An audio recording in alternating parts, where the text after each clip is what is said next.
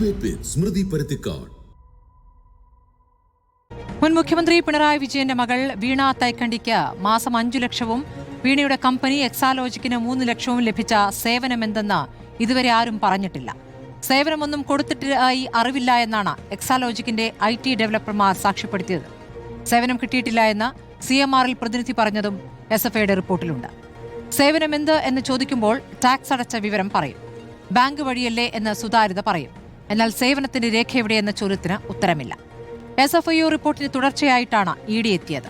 EDയുടെ വരവ് രീതി സംശയിക്കാമെങ്കിലും ഈ കേസിൽ പിണറായി വിജയനോ മകളോ വ്യക്തത വരുത്തിയിട്ടുണ്ടോ? അന്വേഷണത്തോട് സഹകരിക്കുമെന്ന് പറഞ്ഞവർ ED ഉദ്യോഗസ്ഥരുടെ നേർക്ക് ആൾക്കൂട്ടാക്രമണം നടത്തിയതിനാണോ മുഷ്ടി ചുരുട്ടി അഭിവാദ്യം അർപ്പിച്ചത്? അക്രമം ഇങ്ങനെയൊന്നുമല്ല എന്ന ഭീഷണി സ്വരം നേതാക്കളിൽ നിന്ന് വരുന്നത് എന്തിന്റെ സൂചനയാണ്? കരിങ്കല്ലും ഇഷ്ടികയുമായി കാറിടിച്ച് തകർത്ത് നടത്തിയ ആക്രമണത്തിൽ നിങ്ങളുടെ പ്രസ്ഥാനത്തെ വിശ്വസിച്ച പാർട്ടി പ്രവർത്തനായ കാർ ഡ്രൈവർക്കാണ് കണ്ണിന് പരിക്കേറ്റത്. പാർട്ടി ഓഫീസിൽ ഒളിപ്പിച്ച അക്രമികൾ പിന്നീട് പുറത്തുവന്നതും നാട് കണ്ടതാണ്. ED റെയ്ഡിനെത്തിയത് മോദിയെക്കുറിച്ച് മിണ്ടാതെ രാഹുൽ ഗാന്ധിയെ വിമർശിക്കുന്ന പിണറായിയെയും ഇന്നലെ നാട് കണ്ടു. നേതാക്കളും അണികളുമായി കൂട്ടം കൂടിയിടത്തേക്ക് 50 പോലീസുകാരെ അയച്ചാൽ മതിയെന്ന തീരുമാനം എവിടെ നിന്ന് വന്നുവെന്ന് ആഭ്യന്തരമന്ത്രി അന്വേഷിക്കേണ്ടതാണ്. മാധ്യമങ്ങളോട് എല്ലാ രഹസ്യവും ആദ്യം പറയുമെന്ന് പറഞ്ഞ മുഖ്യമന്ത്രി പരസ്യമായി നടന്ന അക്രമ സംഭവങ്ങളിൽ മൗനം പാലിക്കുന്നത് എന്തിനാകും? മുഖ്യമന്ത്രി ക്ലിഫ് ഹൌസിൽ താമസം തുടങ്ങാത്തതിനു പോലും കഥകൾ രചിക്കുന്നവർക്കും അദ്ദേഹത്തിന് മറുപടിയില്ലേ? ED വേട്ട പിണറായി വിജയന്റെ മകളിൽ നിൽക്കില്ല എന്ന വ്യക്തതയിലാണോ 11 തവണ ചോദിച്ചിട്ടും ഈ മഹാമൗനം? പൂക്കി മൗനം ഭൂഷണമോ എന്നതാണ് ചോദ്യം.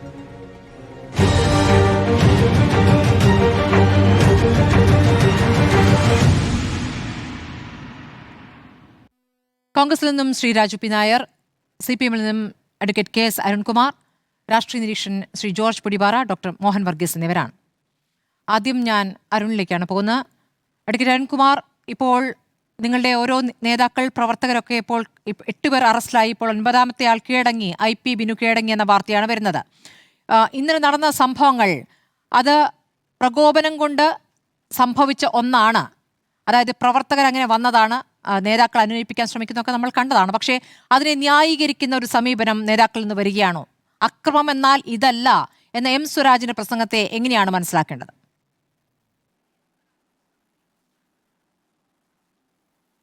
അല്ല, ഇന്നലെ എന്താണ് കണ്ണൂരും കോഴിക്കോടും തിരുവനന്തപുരത്തും നടന്നതെന്ന് നമ്മളെല്ലാം ദൃശ്യമാധ്യമങ്ങളിലൂടെ ലൈവായിട്ട് കണ്ടിട്ടുള്ളതാണ്. വളരെ പക്വതയോടെ തന്നെയാണ് നേതൃത്വം ഈ വിഷയത്തെ കൈകാര്യം ചെയ്തത്.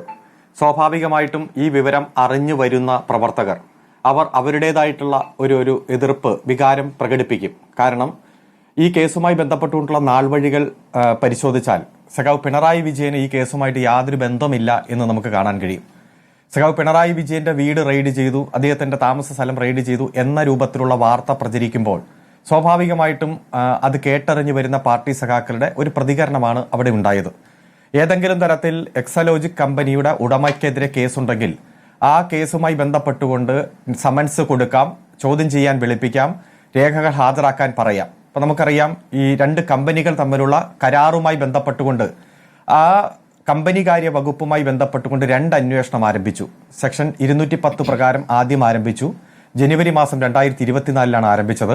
ആ മാസം അവസാനം തന്നെ SFIO അന്വേഷണം ഏറ്റെടുത്തു. SFIOയുടെ അന്വേഷണം ഇപ്പോഴും പെൻഡിംഗ് ആണ്. കമ്പനികാര്യ വകുപ്പിന്റെ അന്വേഷണം പെൻഡിംഗ് ആണ്. ഡൽഹി ഹൈക്കോടതി ഈ 2 കേസുകളും സ്റ്റേ ചെയ്തു, തുടർ നടപടി പാടില്ല എന്ന് പറഞ്ഞു. കേരള ഹൈക്കോടതിയും അതിൽ കൊഗ്നിസൻസ് എടുക്കുന്നത് സ്റ്റേ ചെയ്തിരിക്കുന്നു. അതായത് 2 കമ്പനികൾ തമ്മിലുള്ള തർക്കം പൂർണ്ണമായും 2 ഭരണഘടനാ കോടതിയുടെ സ്റ്റേയിലാണ്. അപ്പൊ അതവിടെ നിന്നു. ഇതിനിടയിൽ SFIO ഒരു കംപ്ലൈന്റ് കൊടുത്തു എന്ന രൂപത്തിൽ പത്രങ്ങളിൽ വാർത്ത വന്നു. ആ വാർത്ത വന്നപ്പോൾ CMRൽ ഹൈക്കോടതിയെ സമീപിച്ചു. ഇത്തരത്തിൽ ED ഒരു കേസ് രജിസ്റ്റർ ചെയ്യാൻ പോകുന്നു എന്ന രൂപത്തിൽ. അതിനിടയിൽ അവർക്ക് സമൻസ് കിട്ടി. CMRലിന് കിട്ടി, 4 ഉദ്യോഗസ്ഥന്മാർക്ക് സമൻസ് കിട്ടി.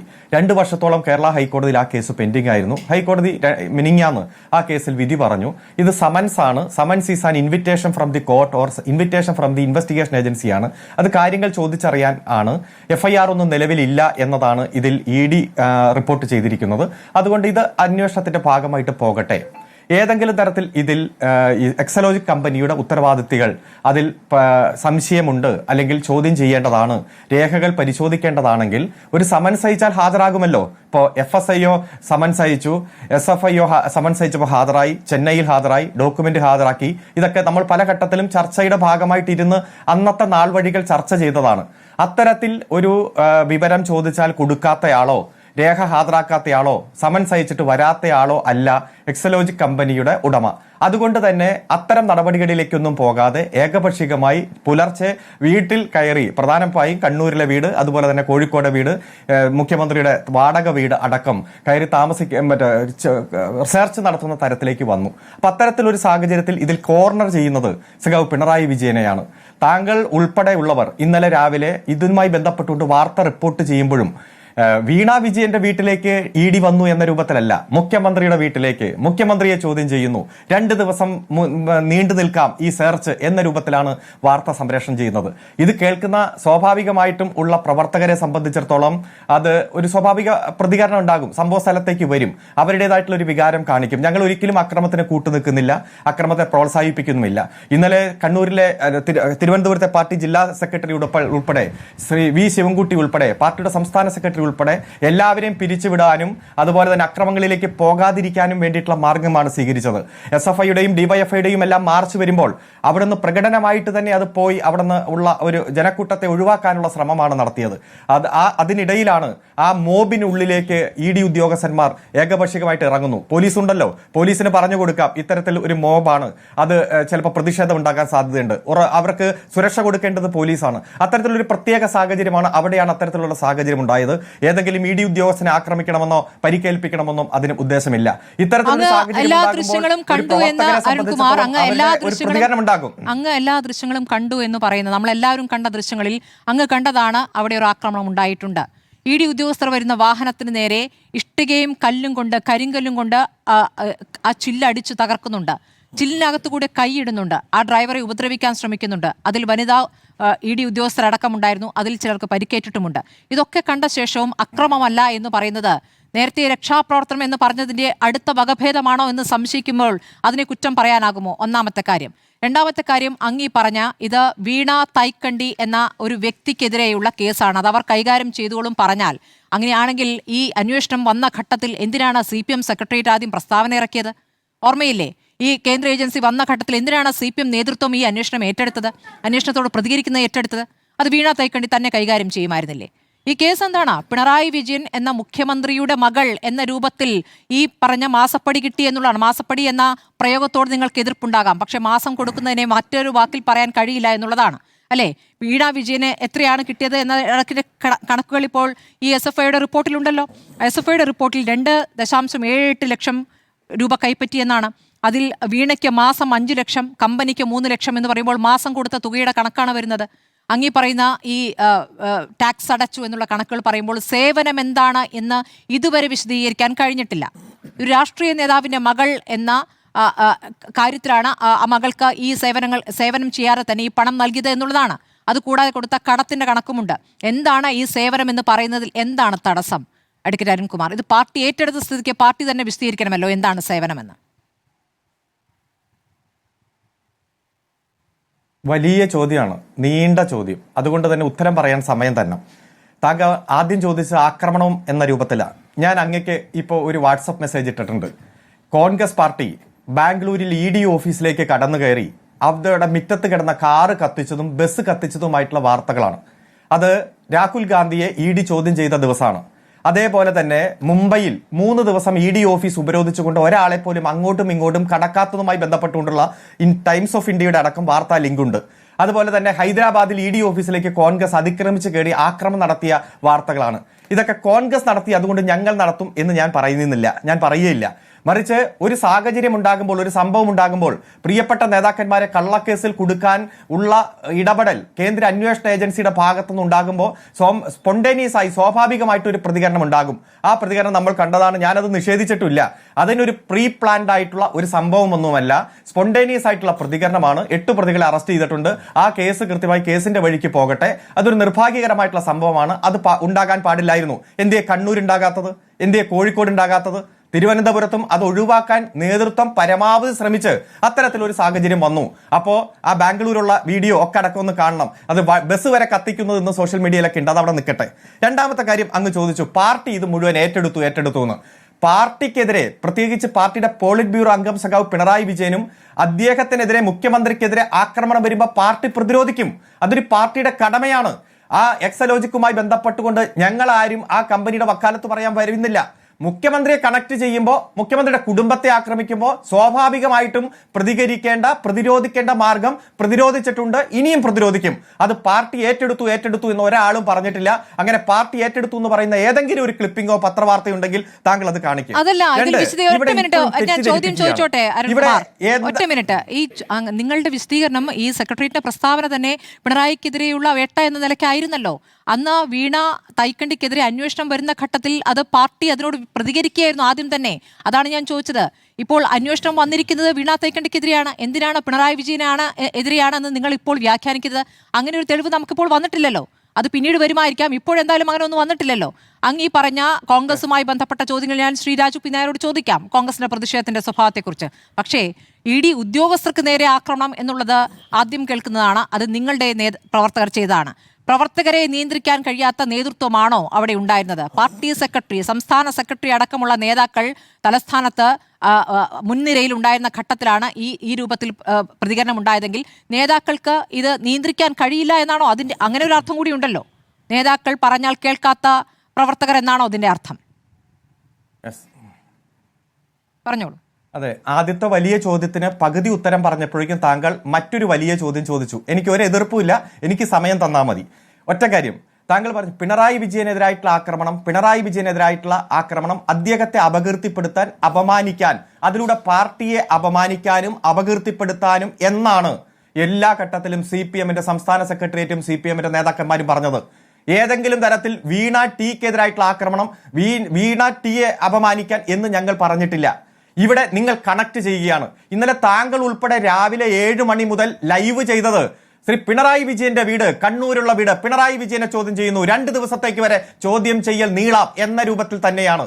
അത് കേൾക്കുമ്പോൾ പ്രിയപ്പെട്ട പാർട്ടി സഖാക്കൾക്ക്, ഈ പാർട്ടിയുടെ അകമഴിഞ്ഞ് സ്നേഹിക്കുന്ന പ്രിയപ്പെട്ട സഖാക്കൾക്ക് സ്വാഭാവികമായും അങ്ങോട്ട് വരണം, അതെന്താണെന്ന് അന്വേഷിക്കണം, പ്രതിരോധിക്കണം, പ്രതികരിക്കണം എന്നുണ്ടാകും. പിന്നെ താങ്കൾ ഇപ്പോഴും ആവർത്തിച്ചു, ആദ്യമായി കേൾക്കുന്നു, ED ആക്രമിക്കുന്നു, ആദ്യമായി കേൾക്കുന്നു. ആദ്യമായിട്ടല്ല, സൗകര്യവും സമയവും കിട്ടുമ്പോൾ ഞാൻ അയച്ചു തന്ന ലിങ്ക് ഒന്ന് വായിക്ക്. ഇവിടെ ED ഓഫീസിൽ കയറി അവിടുത്തെ വണ്ടി, ബസ്, കാറ് കത്തിച്ചിട്ടുണ്ട് മാസങ്ങൾക്ക് മുമ്പ് കോൺഗ്രസ്. അപ്പൊ ആദ്യ സംഭവം ആവണം എങ്ങനെ? ആദ്യ സംഭവമല്ല, ഇത് സ്പോണ്ടേനിയസ് ആയിട്ടുള്ള ഒരു പ്രതികരണത്തിന്റെ ഭാഗമായിട്ടാണ്. ഇനി ഒരു കാര്യം, ഇതിൽ ദയവായി താങ്കൾ ഇടപെടരുത്. ഒന്ന്, എന്താണ് ഈ കേസ്? ഈ കേസ് 2013 മുതൽ 19 വരെ CMRL കമ്പനി ആദായ നികുതി വകുപ്പിൽ ബോഗസ് ആയിട്ടുള്ള കണക്ക് കാണിച്ചു. എത്ര? 135.4 കോടി രൂപ. അതിൽ 1.72 കോടി രൂപ എക്സലോജിക്കലിന്, ബാക്കി 134 കോടി രൂപ രാഷ്ട്രീയ നേതാക്കൾക്ക്, പത്രപ്രവർത്തകർക്ക്, സമുദായ സംഘടനകൾക്ക്, അമ്പലങ്ങൾക്ക്, പള്ളികൾക്കെല്ലാമാണ്. ഇത് ഉൾപ്പെടെ ഉള്ള തുക 134 കോടി അവിടെ നിൽക്കുന്നു. 1.72. ഈ 1.72 കോടിയിൽ ഇൻട്രീം സെറ്റിൽമെന്റ് ബോർഡ് ആ സെറ്റിൽ ചെയ്ത് വിടുന്നു. മൊത്തത്തിൽ സെറ്റിൽ ചെയ്യുന്നു. ആ സെറ്റിൽ ചെയ്യുന്നതിൽ ഇങ്ങനെ വീണ വിജയന്റെ പേര് പറയുന്നു, എക്സലോജിക്കിന്റെ പേര് പറയുന്നു. ഇതുമായി ബന്ധപ്പെട്ടുകൊണ്ട് വീണ വിജയനോ എക്സലോജിക്കിനോ കേട്ടിട്ടില്ല, ഒരു സമൻസ് അയച്ചിട്ടില്ല, ചോദ്യം ചെയ്തിട്ടില്ല എന്നുള്ള വിഷയമാണ് ഇപ്പോൾ 2 ഹൈക്കോടതി സ്റ്റേ ചെയ്തിട്ടിരിക്കുന്നത്. പിന്നീട് ചോദ്യം ചെയ്തു, സമൻസ് അയച്ചു, ഹാജരാക്കി, ഡോക്യുമെന്റ് ഹാജരാക്കി, ബാങ്ക് അക്കൗണ്ട് ഹാജരാക്കി, ഇൻകം ടാക്സ് കൊടുത്തതിന്റെ, GST കൊടുത്തതിന്റെ, IGDS കൊടുത്തതിന്റെ, ബാങ്ക് സ്റ്റേറ്റ്മെന്റ് ഒക്കെ ഹാജരാക്കി. എന്ത് തർക്കമുണ്ടോ? അന്വേഷണ ഏജൻസിക്ക് ചോദിക്കാം, സമൻസ് അയക്കാം, രേഖ ആവശ്യപ്പെടാം. അതിന് തയ്യാറാണെന്ന് തെളിയിച്ചിരിക്കുകയാണ്. പിന്നെ 2ാം ഘട്ടം ED എന്നെ അന്വേഷിക്കുന്നത് കള്ളപ്പണമുണ്ടോ? ഏതില്? ബാങ്ക് സ്റ്റേറ്റ്മെന്റ് വഴി GST, IST, TDS കൊടുത്തതിൽ ഏതായാലും കള്ളപ്പണം ഉണ്ടോ എന്ന് സംശയം വരില്ല. കള്ളപ്പണം ഏതാ? 134 കോടി. അവിടെ കുറെ പേരുണ്ട്. ഞങ്ങൾ ലക്ഷങ്ങൾ, കോടികൾ മേടിച്ചിട്ടുണ്ട്. പാർട്ടിയുടെ ആവശ്യത്തിന് മേടിച്ചു. ഒരു പാർട്ടിയുടെ ആവശ്യത്തിന് മേടിക്കുമ്പോൾ എത്ര രൂപ മേടിക്കാം? അത് അക്കൗണ്ട് വഴിയാണോ? അത്തരം സമ്മതിച്ച ആളുകളൊക്കെ ഇവിടെ നിൽക്കുക. അവരോടൊന്നും ചോദിക്കാതെ ഇത്തരത്തിൽ മുഖ്യമന്ത്രി പിണറായി വിജയൻ, ഇപ്പോഴത്തെ പ്രതിപക്ഷ നേതാവ്, മുൻ മുഖ്യമന്ത്രി എന്ന് പറഞ്ഞ് കേന്ദ്രീകരിക്കുന്നു. അതിനെയാണ് ഞങ്ങൾ പാർട്ടി പ്രതിരോധിക്കുന്നത്. അഡ്വക്കേറ്റ് അരുൺകുമാർ, അങ്ങ് പറയുന്ന കാര്യം 2.78 ലക്ഷമാണ് കേട്ടോ, ആദ്യത്തെ കണക്കല്ല. കാരണം ആദ്യം അത് 1.72 ആയിരുന്നെങ്കിൽ പിന്നീട് വീണ്ടും, അതായത് ഈ 2019 ജനുവരിയിൽ ഇൻകം ടാക്സ് റെയ്ഡിൽ 1,72 എന്നായിരുന്നു കണ്ടെത്തി. എന്നാൽ ആ റെയ്ഡിന് ശേഷവും പണം കൈപ്പറ്റി എന്നുള്ളതാണ്. അങ്ങനെയാണ് ഈ പറയുന്ന 2.78 എന്ന കണക്കിലേക്ക് എത്തുന്നത്. അതൊരു കാര്യം. രണ്ടാമത്തെ കാര്യം, അങ്ങീ പറയുന്ന പിണറായി വിജയനെ ടാർഗറ്റ് ചെയ്യുന്നു എന്ന് പറയുമ്പോൾ വീണ തൈക്കണ്ടി ആദ്യം നൽകിയ അഡ്രസ്സ് ഏതായിരുന്നു? വീണ തൈക്കണ്ടിയുടെ അഡ്രസ്സ് ഏതായിരുന്നു? ആ വീണ അവരുടെ രേഖകളിലടക്കം ഉള്ള അഡ്രസ് AKG സെന്ററിലെ അവർക്ക് അലോട്ട് ചെയ്ത റൂമുമായി ബന്ധപ്പെട്ടുകൊണ്ടായിരുന്നു.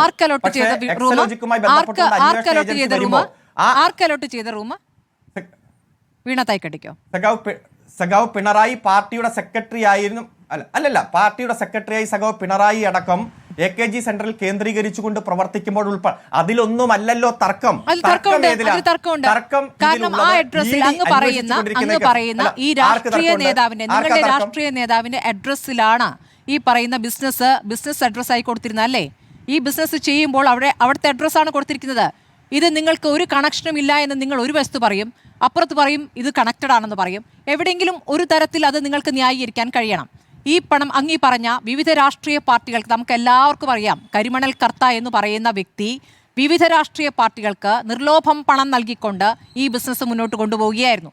തെരഞ്ഞെടുപ്പ് കാലത്ത് നിർലോഭം സംഭാവന നൽകുന്നുണ്ട്. എല്ലാ രാഷ്ട്രീയ പാർട്ടികളും സ്വീകരിച്ചിട്ടുണ്ട്. അങ്ങ് പറയുന്ന പോലെ ചില മാധ്യമ പ്രവർത്തകരും കരിമണൽ കർത്തയ്ക്ക് വേണ്ടി പ്രവർത്തിച്ചവരുണ്ട്, ശരിയാണ്. ചില മാധ്യമ സ്ഥാപനങ്ങളും കരിമണൽ കർത്തയിൽ നിന്ന് പണം വാങ്ങിയിട്ടുണ്ട്. അങ്ങനെ വാങ്ങാത്തൊരു സ്ഥാപനത്തിൽ നിന്ന് പണിയെടുക്കുന്നു, അങ്ങനെ വാങ്ങാത്തൊരു മാധ്യമ പ്രവർത്തനങ്ങൾക്ക് എനിക്ക് ചോദിക്കുകയും ചെയ്യാം. അപ്പോൾ കരിമണൽ കർത്ത സ്വാധീന വലയത്തിൽ വച്ചിരിക്കുന്ന രാഷ്ട്രീയ പ്രവർത്തകരുണ്ട്, മാധ്യമ പ്രവർത്തകരുണ്ട്. അങ്ങീ പറഞ്ഞ ചുരുക്കപ്പേരിലേക്ക് പോവുകയാണല്ലോ അങ്ങ്. ചില നേതാക്കളുടെ കാര്യം ശരിയാണ്. സംഭാവന വാങ്ങിയെന്ന് കുഞ്ഞാലിക്കുട്ടി സമ്മതിച്ചിട്ടുണ്ട്. സംഭാവന വാങ്ങിയെന്ന് ചുരുക്കപ്പേരിൽ വന്നിരിക്കുന്ന രമേശ് ചെന്നിത്തല സമ്മതിച്ചിട്ടുണ്ട്. PV എന്ന ചുരുക്കപ്പേരിലുള്ള പിണറായി വിജയൻ എന്താണ് അത് സമ്മതിക്കാത്തത്? ആ ചുരുക്കപ്പേരിൽ PVയും കൂടി ഉണ്ടല്ലോ. നിങ്ങൾ എന്താ ബാക്കി ചുരുക്കപ്പേരിലേക്ക് മാത്രം പോകുന്നത്? അതിൽ ഒറ്റ കാര്യമേ ഉള്ളൂ. PV എന്ന് പറഞ്ഞാൽ അത് ഞാനല്ലെന്നും എനിക്ക് ബന്ധമില്ല എന്നും സഖാവ് പിണറായി വിജയൻ പറഞ്ഞു. ഞങ്ങൾ വിശ്വസിക്കണം. എന്നാൽ രമേശ് ചെന്നിത്തല പറഞ്ഞു അത് ഞാനാണ്. നിങ്ങൾക്ക് വിശ്വസിക്കുകയോ വിശ്വസിക്കാതിരിക്കുകയോ ചെയ്യാം. കാരണം നിങ്ങൾ വിശ്വസിക്കണമെന്ന് ഞങ്ങൾക്ക് നിർബന്ധം പിടിക്കാൻ പറ്റില്ലല്ലോ. പക്ഷേ രമേശ് ചെന്നിത്തല പറയുന്നു അത് ഞാനാണ്, ഞാൻ വാങ്ങിച്ചിട്ടുണ്ട്. കുഞ്ഞാലിക്കുട്ടി പറയുന്നു അത് ഞാനാണ്, ഞാൻ വാങ്ങിച്ചിട്ടുണ്ട്. അവർ രണ്ടുപേരും കേരളത്തിന്റെ മന്ത്രിയാണ്. ഇത് വാങ്ങിച്ചു എന്ന് കൃത്യമായി പേരുള്ള ഒരാളുടെ മകൻ ഇപ്പോൾ മന്ത്രിയാണ്. ഇത് വാങ്ങിച്ചു എന്ന് കൃത്യമായി പറയുന്ന ഒരാളുടെ മകൻ ഇപ്പോൾ MLA ആണ്, മുൻ മുഖ്യമന്ത്രിയാണ്. ഇത്തരത്തിൽ വാങ്ങിച്ച 134 കോടിയുമായി ബന്ധപ്പെട്ടുകൊണ്ടുള്ള കാര്യം ഒരു ഭാഗം. ആ ഭാഗമാണ് ED അന്വേഷിക്കുന്നതെങ്കിൽ എന്തുകൊണ്ടാണ് മറ്റൊരു വീട്ടിലും ED കയറാത്തത്? മറ്റൊരു അന്വേഷണവും ED നടത്താത്തത്? ഏതെങ്കിലും ഒരു പ്രൊസീഡ്സ് ഓഫ് ക്രൈം ഉണ്ടെങ്കിൽ മാത്രമല്ലേ EDക്ക് കേസ് രജിസ്റ്റർ ചെയ്യാൻ പറ്റൂ? രാജ്യത്തെ നിയമപ്രകാരം ഏതാണ് ആദ്യത്തെ ക്രൈം? ഏത് ക്രൈമിന്റെ ഭാഗമായി കള്ളപ്പണം ഉണ്ടാക്കി? രാഷ്ട്രീയ പാർട്ടികൾക്ക് വേണ്ടി സംഭാവന മേടിക്കുന്നതും ഒരു രാഷ്ട്രീയ നേതാവിന്റെ മകൾക്ക് ഒരു സേവനം നൽകാതെ മാസപ്പടി നൽകുന്ന തമ്മിൽ വ്യത്യാസമുണ്ടോ ഇല്ലയോ? അതിന് ഗൗരവം നോക്കൂ. വാങ്ങിയ തുകയുടെ കണക്കിനേക്കാൾ ആ ചെയ്ത കാര്യങ്ങളിൽ വ്യക്തത വരുത്തണം. കാരണം പിണറായി വിജയൻ മുഖ്യമന്ത്രിയായ 2017 ജനുവരി മുതൽ 2020 ജൂൺ വരെയാണ് ഈ പൈസ കൈപ്പറ്റിയിരിക്കുന്നത്. ഈ പൈസ എന്തിനുള്ള സേവനമാണെന്ന് ഈ എക്സാലോജിക്കിലെ ഉദ്യോഗസ്ഥർക്ക്, ജീവനക്കാർക്ക് പറയാൻ പറ്റിയിട്ടില്ല. ഈ CMRലെ ഉദ്യോഗസ്ഥരും അതുമായി ബന്ധപ്പെട്ട മൊഴിയിൽ സേവനം എന്താണെന്ന് പറയുന്നില്ല. ഇനി ഇവരുടെ മെയിൽ കമ്മ്യൂണിക്കേഷനിൽ മുഴുവൻ ഈ പണം വരുന്നതിൻ്റെയും കൊടുക്കുന്നതിൻ്റെയും മാത്രമേ ഉള്ളൂ. സേവനം സംബന്ധിച്ച് ഒരു തരത്തിലുള്ള കമ്മ്യൂണിക്കേഷനും ഇല്ല.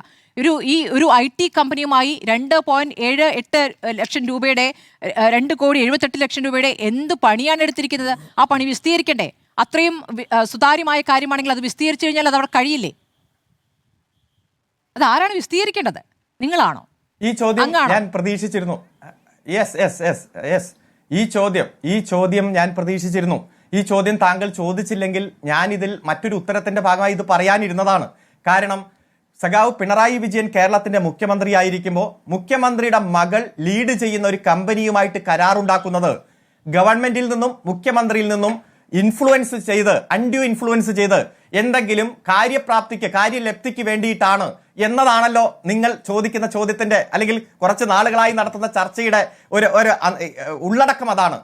എന്നാൽ ഈ കേസല്ലേ ശ്രീ മാത്യു കുഴൽനാടൻ വിജിലൻസ് കോടതി കൊടുത്തത്? ഈ കേസല്ലേ ഹൈക്കോടതിയിൽ കൊടുത്തത്? ഈ കേസല്ലേ സുപ്രീം കോടതിയിൽ പോയത്? സുപ്രീം കോടതി എന്താ പറഞ്ഞേ? രാഷ്ട്രീയ കളിയൊക്കെ നിങ്ങൾ രാഷ്ട്രീയ പാർട്ടികൾ തമ്മിൽ പുറത്ത് നടത്തിയാൽ മതി, അത് ഇവിടെ വന്ന് വേണ്ട. ഹൈക്കോടതി എന്താ പറഞ്ഞേ? ഇത് രാഷ്ട്രീയ കളിയാണ്, രാഷ്ട്രീയ കളി ഇവിടെ വേണ്ട എന്നല്ലേ പറഞ്ഞത്? അതായത് ഏതെങ്കിലും തരത്തിൽ ഒരു നയാ പൈസ ഗവൺമെന്റിൽ നിന്നോ മുഖ്യമന്ത്രിയുടെ ഓഫീസിൽ നിന്നോ ഏതെങ്കിലും കൈകാര്യം ചെയ്യുന്ന വകുപ്പിൽ നിന്നോ അൺഡ്യൂ ഇൻഫ്ലുവൻസിലൂടെ ലാഭമുണ്ടാക്കി എന്ന് തെളിയിക്കാനോ ഒരു ആരോപണം പോലും ഉന്നയിക്കാൻ കഴിഞ്ഞോ? ലാസ്റ്റ് സുപ്രീം കോടതി എന്താ പറഞ്ഞേ? ഒരക്ഷരം ഇനി മിണ്ടിക്കഴിഞ്ഞാൽ 10 ലക്ഷം രൂപ ഫൈൻ ഇടുമെന്ന് പറഞ്ഞപ്പോ ഫയൽ വാങ്ങിച്ച് കഷത്തിൽ വെച്ച് രക്ഷപ്പെടേണ്ടി വന്നില്ലേ? അതായത് നിങ്ങൾ കണക്ട് ചെയ്യാൻ ശ്രമിച്ചത് മുഖ്യമന്ത്രിയുടെ മകൾ താങ്കൾ തന്നെ ഇപ്പൊ ഒരു വർഷമൊക്കെ പറഞ്ഞു മുഖ്യമന്ത്രി ആയിരുന്ന സമയം ഒരു മകളായി ജനിച്ചാൽ അല്ലെങ്കിൽ മകനായി ജനിച്ചാൽ അവർക്ക് സ്വതന്ത്രമായി ജോലി എടുത്ത് ജീവിക്കാം. ഏതെങ്കിലും തരത്തിൽ ഒരു അൺഡ്യൂ ഇൻഫ്ലുവൻസ് നയാ പൈസയുടെ ലാഭം ഒരു ആരോപണം ഉന്നയിക്കാൻ കഴിഞ്ഞോ? ആ ആരോപണവുമായി മാത്യു കുഴൽനാടൻ വന്നപ്പോ രാജ്യത്തെ പരമോന്നത നീതി ഇനി ഇന്റർനാഷണൽ കോടതിയുള്ളൂ. ആ കോടതി വരെ ചോദിച്ചിട്ട് ഏത് രേഖ ശങ്കരാടിയുടെ കൈരേഖ എടുത്ത് കാണിച്ചത്? ആ രേഖയായിട്ട്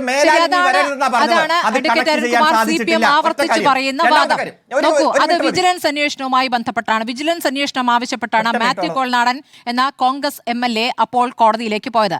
അതെന്താണെന്ന് കോൺഗ്രസ് തന്നെ വിശദീകരിക്കട്ടെ. കോൺഗ്രസിന് തന്നെ തലവേദനയായ ഒരു കേസാണ്. മാത്യു കുഴൽനാടൻ എന്തിന്റെ അടിസ്ഥാനത്തിലാണ് അവിടെ ഈ പറഞ്ഞ കേന്ദ്ര ഏജൻസി അന്വേഷണം നടത്തുമ്പോൾ ഇങ്ങനെ ഒരു ആവശ്യമായി മുന്നോട്ട് പോയത് എന്നുള്ളത് കോൺഗ്രസ് സംശയിക്കേണ്ട കാര്യമാണ്. ഏതായാലും അങ്ങ് പറഞ്ഞ കാര്യങ്ങളൊക്കെ കോടതിയിൽ നിന്ന് പറഞ്ഞിട്ടുണ്ട്. ശരിയാണ്, രാഷ്ട്രീയ കളിയുമായി ഇങ്ങോട്ട് വരണ്ട എന്ന് പറഞ്ഞിട്ടുണ്ട്.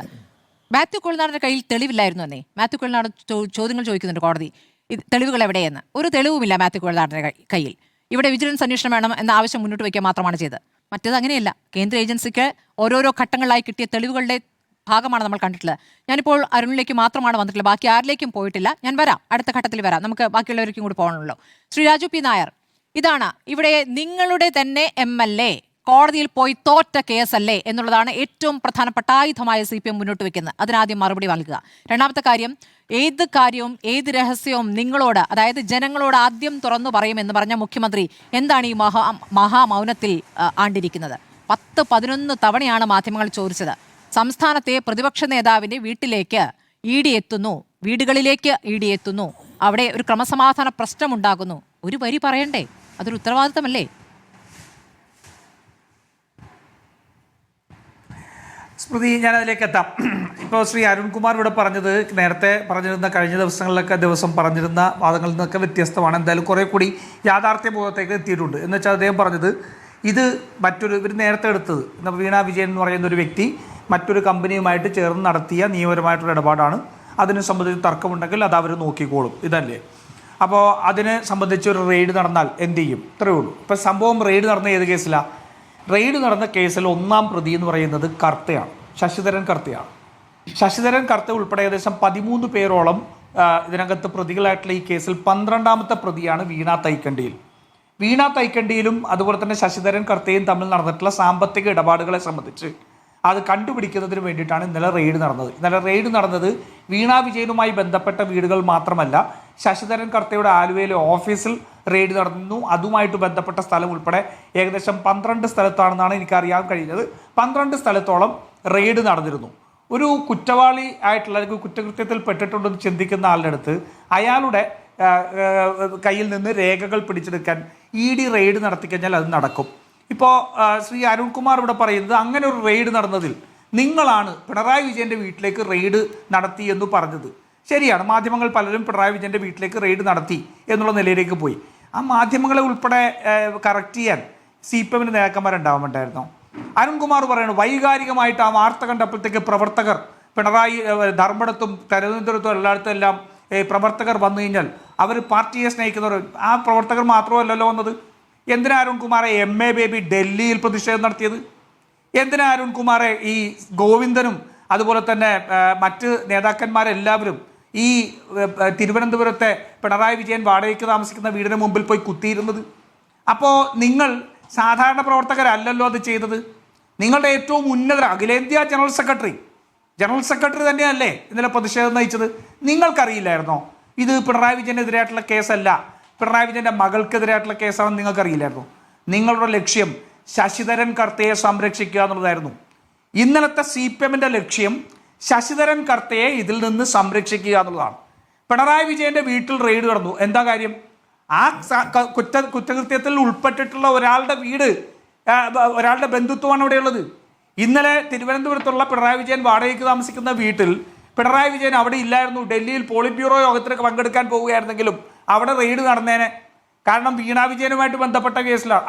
അവരുടെ ഭർത്താവിൻ്റെ വീട് കോഴിക്കോട് റെയ്ഡ് നടന്നല്ലോ, ഇല്ലേ?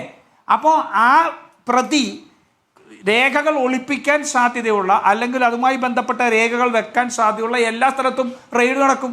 അരുൺകുമാറിന് ഓർമ്മയില്ലേ 2016 സെപ്റ്റംബർ 3 കേരളത്തിലെ വിജിലൻസ് ഒരു റെയ്ഡ് നടത്തി. എന്തായിരുന്നു?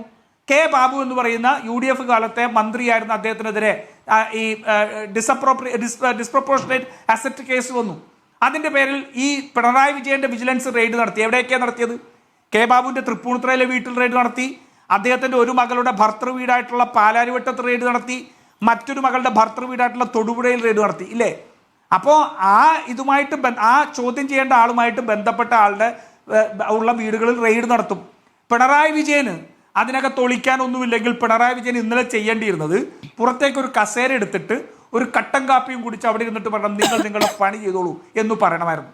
അവിടെ വന്ന ആൾക്കാരോട് പറയണം, ഇത് എനിക്കെതിരെയുള്ള കേസല്ല, ഇത് മറ്റൊരു കേസാണ്, അതുകൊണ്ട് അവരവിടെ നടത്തിക്കോട്ടെ എന്ന് പറഞ്ഞായിരുന്നു. നിങ്ങൾ എന്തിനാണ് അരുൺകുമാർ പറഞ്ഞത് എത്രമാത്രം വൈരുദ്ധ്യം നോക്കൂ. നിങ്ങൾ എന്തിനാണ് ഇന്ന് കേരളത്തിൽ മുഴുവൻ പ്രതിഷേധത്തിന് ആഹ്വാനം ചെയ്തത്? പിണറായി വിജയനെതിരെയുള്ള കേസല്ലല്ലോ. പിണറായി വിജയനെ ഇന്നലെ ചോദ്യം ചെയ്തോ? ചോദ്യം ചെയ്തില്ലല്ലോ. അപ്പോൾ CPMന്റെ ലക്ഷ്യം, പിണറായി വിജയന്റെ ലക്ഷ്യം ശശിധരൻ കർത്തയെ രക്ഷിക്കുക എന്നുള്ളതായിരുന്നു. കാരണം ശശിധരൻ കർത്ത ഇതിനകത്ത് ശിക്ഷിക്കപ്പെടുന്ന സാഹചര്യം ഉണ്ടായിക്കഴിഞ്ഞാൽ അത് സ്വാഭാവികമായിട്ടും ഈ പറയുന്ന വീണ തൈക്കണ്ടിയിലേക്കും എത്തും, പിന്നീട് പിണറായി വിജയനിലേക്കും എത്തും. അത് കൃത്യമായിട്ട് അറിയാം. ED സത്യം പറഞ്ഞാൽ ഇവരോട് എത്രമാത്രം ലിബറലായിരുന്നു ഒന്ന് ആലോചിച്ച് നോക്ക് സ്മൃതി. അങ്ങ് തന്നെ ഇവിടെ പറഞ്ഞല്ലോ, ഈ കുറ്റകൃത്യത്തിലെ 12ാം പ്രതിയായിട്ടുള്ള വീണ വിജയന്റെ ഔദ്യോഗിക രേഖകളുള്ള വീട് AKG സെന്ററാണ്. കമ്പനിയുടെ അക്കൗണ്ടിൽ കൊടുത്തിരിക്കുന്ന പേര് AKG സെന്ററാണ്. ED ഇന്നലെ AKG സെന്റർ റെയ്ഡ് ചെയ്യാൻ എന്താണ്? എന്തുകൊണ്ടാണ് ED പിണറായി വിജയന്റെ വാടക വീടും ഭർത്താവിന്റെ വീടും അതുപോലെ തന്നെ ധർമ്മടത്തെ വീടും മാത്രമായിട്ട് ഒതുക്കിയത്? ആ കമ്പനി രജിസ്റ്റർ ചെയ്ത AKG സെന്ററിനകത്ത് എന്തൊക്കെ രേഖ ഒളിപ്പിച്ചു വെച്ചിട്ടുണ്ട്? അവിടെയല്ലേ ഇതെല്ലാം ഒളിപ്പിച്ചിരിക്കുന്നത്? എന്തുകൊണ്ട് AKG സെന്റർ ഇന്നലെ ED റെയ്ഡ് ചെയ്തില്ല? നരേന്ദ്രമോദി പിണറായി വിജയന് കൊടുക്കുന്ന ആനുകൂല്യമാണ്. അതാണ് സംഭവം. പിണറായി വിജയന് കാരണം ഈ ശശിധരൻ കർത്തയുടെ കമ്പനിയും എക്സാലോജിക്കും തമ്മിലുള്ള ഇതിനകത്ത് എക്സാലോജിക്കിന്റെ ഡയറക്ടറുടെ അഡ്രസ്സ് AKG സെന്ററാണ്. ആ കമ്പനിയുമായി ബന്ധപ്പെട്ട അഡ്രസ്സിലല്ലേ റെയ്ഡ് നടത്തേണ്ടത്? അപ്പൊ AKG സെന്ററിൽ റെയ്ഡ് നടത്താഞ്ഞത് ED പിണറായി വിജയന് കൊടുത്ത ആനുകൂല്യമാണ്. പിണറായി വിജയൻ ഈ ശശിധരൻ കർത്ത ഉൾപ്പെടെ രക്ഷിക്കാൻ വേണ്ടി നടത്തിയ ശ്രമമാണ്. അതിന്റെ കൂട്ടത്തിൽ ഈ പരാജയത്തിന്റെ പടുകുഴിയിൽ നിൽക്കുമ്പോൾ എല്ലാ ഏരിയ കമ്മിറ്റികളും ഈ ഏകാധിപത്യ സ്വഭാവത്തിനെതിരെ, ഇദ്ദേഹത്തിന്റെ ശൈലിക്കെതിരെ, ഇദ്ദേഹത്തിന്റെ ജനവിരുദ്ധ പ്രവർത്തനങ്ങൾക്കെതിരെ, ഇദ്ദേഹം ജനങ്ങളോട് കാണിച്ച അവമതിപ്പും അധിക്ഷേപത്തിനുമെതിരെ ഇന്ന് വലിയ രീതിയിലുള്ള പ്രതിഷേധം വിമർശനം ഉയർത്തുമ്പോൾ അതിൽ നിന്ന് രക്ഷപ്പെടാൻ വേണ്ടി CPM ഗൂഢാലോചനയോടെ നടത്തിയതാണ് ഇന്നലെ കണ്ടത് മുഴുവൻ. അതുകൊണ്ട് ഇത് പിണറായി വിജയൻ സത്യം പറഞ്ഞാൽ പിണറായി വിജയൻ രക്ഷിക്കാൻ ശ്രമിച്ചത് അദ്ദേഹത്തെ അല്ല, പലരെയാണ്. പിണറായി വിജയൻ ഈ പാർട്ടിയെ ചട്ടുകമാക്കുകയായിരുന്നു. തൻ്റെ ദുഷ്ചെയ്തികളിൽ നിന്ന്, തൻ്റെ മകളുടെ അഴിമതിയിൽ നിന്ന് മറച്ചു പിടിക്കുന്നതിന് വേണ്ടി കേരളത്തിലെ പാർട്ടിയെയും കേരളത്തിലെ സഖാക്കളെയും കവചമായി ഉപയോഗിച്ചുകൊണ്ട് രക്ഷപ്പെടാൻ ശ്രമിക്കുന്നതാണ് ഇപ്പൊ കണ്ടുകൊണ്ടിരിക്കുന്നത്. അല്ലെ? മുഖ്യമന്ത്രിയുടെ മൗനത്തിന് കൂടി മറുപടി. കേരളത്തിലെ എത്രയോ ഇപ്പൊ അത് തന്നെ ഞാൻ പറഞ്ഞു വന്നത്. ശശിധരൻ കർത്തയുടെ റെയ്ഡ് നടന്നു ഇല്ലേ? ശശിധരൻ കർത്തയുടെ വീട്ടിൽ റെയ്ഡ് നടന്നതിന് കേരളത്തിന്റെ മുഖ്യമന്ത്രി പ്രതികരിക്കേണ്ട കാര്യമുണ്ടോ? ശശിധരൻ കർത്തയുടെ കൂട്ടുപ്രതിയായിട്ടുള്ള ഒരാളുടെ വീട്ടിൽ റെയ്ഡ് നടന്നതിന് കേരളത്തിന്റെ മുഖ്യമന്ത്രി എന്തിനാണ് പ്രതികരിക്കുന്നത്? പിണറായി വിജയനെതിരെ ചോദ്യം ചെയ്തിട്ടില്ലല്ലോ, പിണറായി വിജയനെതിരെ അറസ്റ്റ് വാറണ്ട് ഇല്ലല്ലോ, അല്ലെങ്കിൽ പിണറായി വിജയനെതിരെ റെയ്ഡ് ഇല്ലല്ലോ. അപ്പോ കേരളത്തിന്റെ പ്രതിപക്ഷ നേതാവിനെതിരെയോ വീട്ടിലേക്ക് നടന്ന പ്രതിഷേധ പരിപാടി, അവിടെ അക്രമ സംഭവങ്ങൾ ഉണ്ടായി, അതിനോട് പ്രതികരിക്കണമല്ലോ. ബാക്കിയെല്ലാം അങ്ങയുടെ രാഷ്ട്രീയവാദങ്ങളായി നിൽക്കുമ്പോഴും ഈ പറഞ്ഞ അക്രമ സംഭവങ്ങൾ ഉണ്ടായി, ED ഉദ്യോഗസ്ഥരെ, കേന്ദ്ര ഏജൻസി ഉദ്യോഗസ്ഥരെ ആക്രമിച്ചു. സ്മൃതി, ഈ വിഷയത്തിൽ സംസ്ഥാന സർക്കാരിനെ ബാധിക്കുന്ന ഏറ്റവും, അല്ലെങ്കിൽ സംസ്ഥാന സർക്കാർ ഉത്തരവ് പറയേണ്ട ഏറ്റവും പ്രധാനപ്പെട്ട ഒരു വിഷയം അവിടെ നടന്ന ക്രമസമാധാന ലംഘനമാണ്, അവിടെ നടന്ന അക്രമമാണ്.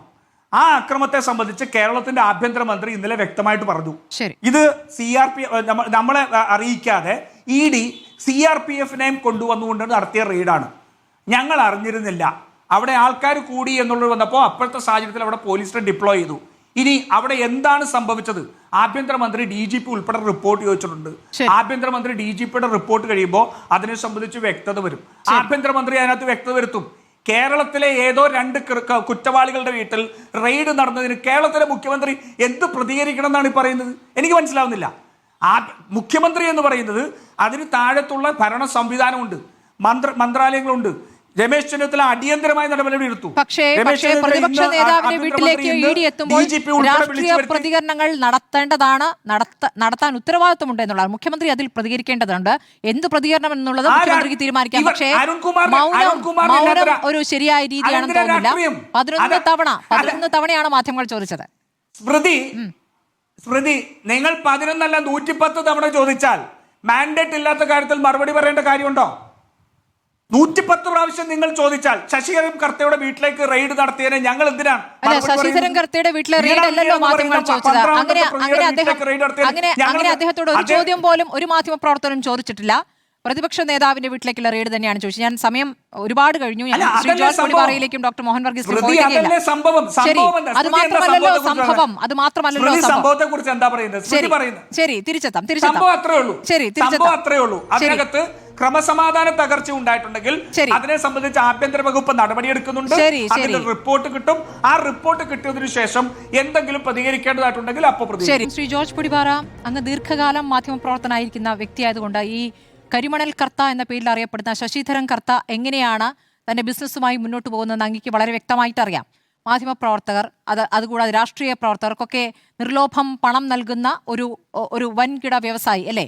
അപ്പോൾ അദ്ദേഹവുമായി വീണയ്ക്ക് എന്ത് സാമ്പത്തിക ബന്ധം എന്നുള്ള ചോദ്യമുണ്ടല്ലോ. ഈ CMRലെ ഈ പറയുന്ന നമുക്കൊന്നും മനസ്സിലാകാത്ത ഒരു കരാർ, സേവനം വ്യക്തമാകാത്ത കരാർ, അതിനു മുൻപ് തന്നെ 2 തവണയായി ശശിധരൻ കർത്തയുടെ Empower India Capital Investment Private ലിമിറ്റഡിൽ നിന്നും വീണയുടെ സ്ഥാപനത്തിന് 25 ലക്ഷം രൂപയുടെ 2 ഗഡുക്കളായി 50 ലക്ഷം വീതം വായ്പ നൽകുന്നുണ്ട്. അതാദ്യം പറഞ്ഞത് വീണയുടേതായി പുറത്തു വന്ന ഒരു ന്യായീകരണം അത് കർത്തയുടെ ഭാര്യയിൽ നിന്ന് വാങ്ങിയെന്നുള്ളതാണ്. അങ്ങനെയല്ല രേഖകളിൽ നമുക്ക് SFIയുടെ രേഖകളിൽ നിന്ന് മനസ്സിലാക്കാനാവുന്നത്.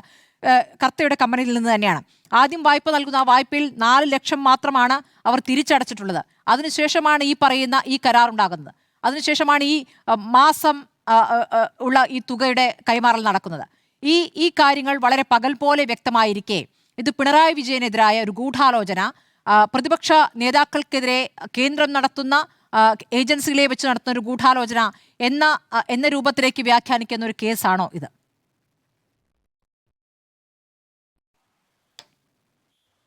ഇതിനകത്ത് ഏറ്റവും പ്രധാനപ്പെട്ട പ്രശ്നം എന്ന് പറയുന്നത് അരുൺകുമാർ എന്തെല്ലാം നിയമപരമായ ന്യായം പറഞ്ഞാലും സാങ്കേതികമായ ന്യായം പറഞ്ഞാലും ഇതിനകത്ത് മുഖ്യമന്ത്രി ആയിരിക്കുന്ന സംസ്ഥാനത്തിൻ്റെ മുഖ്യമന്ത്രി ആയിരിക്കുന്ന ഒരു വ്യക്തിയുടെ മകള് അദ്ദേഹത്തിൻ്റെ കീഴിൽ വരുന്ന ഒരു സ്ഥാപനവുമായിട്ട് ഒരു കരാറിൽ ഏർപ്പെടുകയാണ്.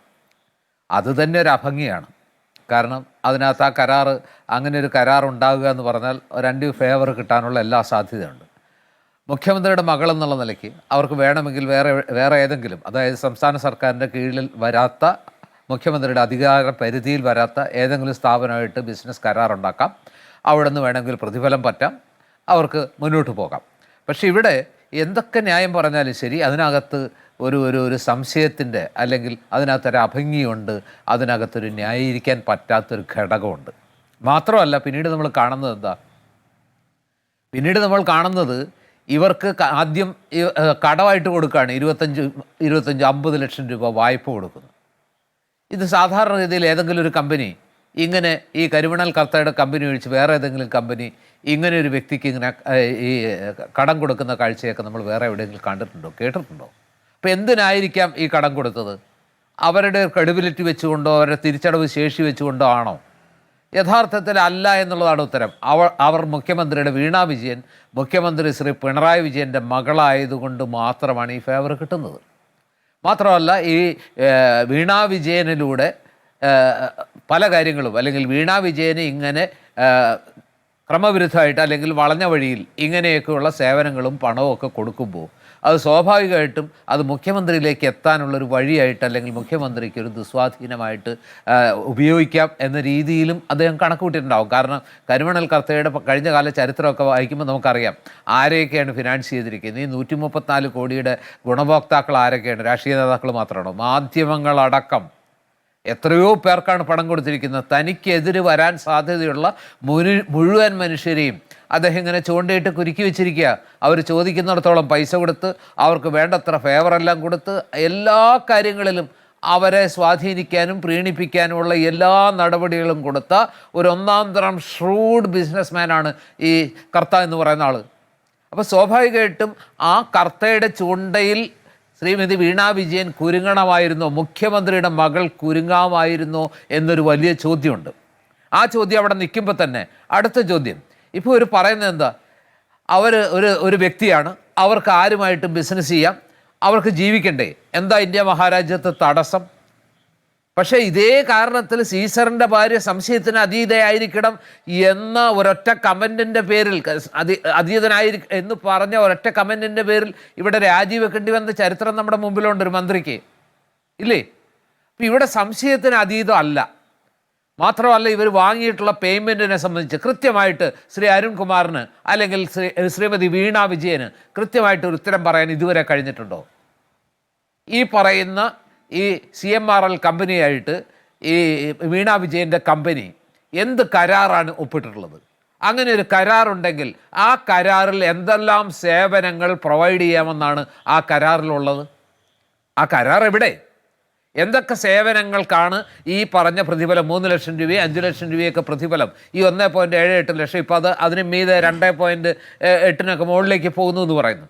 ഈ പ്രതിഫലം കിട്ടത്തക്ക രീതിയിൽ എന്ത് സേവനമാണ് ശ്രീമതി വീണ വിജയൻ്റെ എക്സാലോജിക് കമ്പനി ഈ കരിമണൽ കമ്പനിയായിട്ടുള്ള കരാറിൽ രേഖപ്പെടുത്തിയിട്ടുള്ളത്? ആ സേവനം വിശദീകരിക്കാൻ കഴിഞ്ഞിട്ടില്ല എന്നാണ് SFIയുടെ അങ്ങനെ ഒരു മെയിൻ കരാറുള്ള റിപ്പോർട്ട്. മാത്രമല്ല സ്മൃതി, ഇതിന് ശേഷം ഒരു ആനുവൽ മെയിൻ്റനൻസ് കോൺട്രാക്റ്റ് കൂടിയുണ്ട്, അതിനും പ്രതിഫലം കിട്ടിക്കൊണ്ടിരിക്കുന്നുണ്ട്. ഒരു മെയിൻ കോൺട്രാക്റ്റ് ഉണ്ടെങ്കിലല്ലേ പിന്നീട് അവർ കൊടുക്കുന്ന സേവനങ്ങൾക്ക് എക്യുപ്മെൻറ്റ്സിന് ഒരു ആനുവൽ മെയിൻ്റനൻസ് കോൺട്രാക്റ്റ്. ഇപ്പോൾ ഒരു AC വാങ്ങുന്നു, അതിനൊരു ആനുവൽ മെയിൻ്റനൻസ് കോൺട്രാക്റ്റ്, AC കുറേ എണ്ണം ഉണ്ടെങ്കിൽ അതിൻ്റെ ആ കരാറിന് ശേഷമല്ലേ ആനുവൽ മെയിൻ്റനൻസിൻ്റെ പ്രശ്നം വരുന്നുള്ളൂ. അപ്പോൾ എന്താണ് ഇവർ കൊടുത്തിട്ടുള്ള സേവനം? ആ സേവനം കരാറിൽ രേഖപ്പെടുത്തിയിട്ടുണ്ടോ? അതോ ഈ കരാറൊക്കെ ഒരു പുകമറ മാത്രമാണോ? യഥാർത്ഥത്തിൽ അവർക്ക് പണം കൊടുക്കുക, മാസപ്പടി കൊടുക്കുകയാണോ ഈ കമ്പനി ചെയ്തത്? അത് അല്ല എന്ന് സ്ഥാപിക്കാൻ ശ്രീമതി വീണ വിജയൻ എന്താ പ്രയാസം? ആ കരാറിൻ്റെ ഒരു കോപ്പി ഞാൻ ഇന്ന സേവനങ്ങൾ കൊടുക്കാമെന്നുള്ളൊരു കരാറിലാണ് ഒപ്പുവെച്ചിട്ടുള്ളത്. ആ സേവനങ്ങൾക്കുള്ള പ്രതിഫലമായിട്ടാണ് എനിക്ക് ഈ മാസം തോറും ഈ പണം തന്നിട്ടുള്ളത്. അതിനാവശ്യമായ എക്യുപ്മെൻറ്റ്സൊക്കെ മേടിക്കാൻ എൻ്റെ കയ്യിൽ പണം ഇല്ലാത്തതുകൊണ്ടാണ് ആദ്യം എനിക്കൊരു 50 ലക്ഷം രൂപ കടം തന്നത്. ആ കടം പിന്നീട് ഞാൻ തവണകളായിട്ട് അടച്ചു വീട്ടാമെന്ന് പറഞ്ഞു. അടച്ചു വീട്ടിയിട്ടുണ്ടോ? അടച്ചു വീട്ടിയിട്ടില്ലെങ്കിലും അവരുടെ ഈ പണത്തിനൊന്നും ഒരു മുടക്കമില്ലാതെ കാശ് കിട്ടിയിട്ടുണ്ട്. അരുണ, ഇതിനകത്തുള്ള പ്രശ്നം ഇതാണ്. അതായത് ഇത് ശ്രീമതി വീണ വിജയന് യഥാർത്ഥത്തിൽ കൃത്യമായ, വ്യക്തമായ, സ്പഷ്ടമായ ഒരു കരാറുണ്ടെങ്കിൽ, അത് ക്രിസ്റ്റൽ ക്ലാരിറ്റിയോട് കൂടിയുള്ള ഒരു കരാറാണെങ്കിൽ, ആ കരാർ പൊതുമണ്ഡലത്തിലേക്ക് വെച്ചിട്ട് ഇതാ ഇത്തരം സേവനങ്ങൾ ഈ വക 1, 2, 3, 4, 5 ഈ സേവനങ്ങൾ പ്രൊവൈഡ് ചെയ്യാനാണ് എക്സാലോജിക്ക് ഈ കരിമണൽ കർത്തയുടെ കമ്പനിയുമായിട്ട് കരാർ ഒപ്പുവെച്ചിട്ടുള്ളത്. ഈ സേവനങ്ങൾ ഞങ്ങൾ ചെയ്തു കൊടുത്തിട്ടുണ്ട്. പകരം ഇപ്പോൾ പുറത്തു വരുന്ന വാർത്ത എന്താ?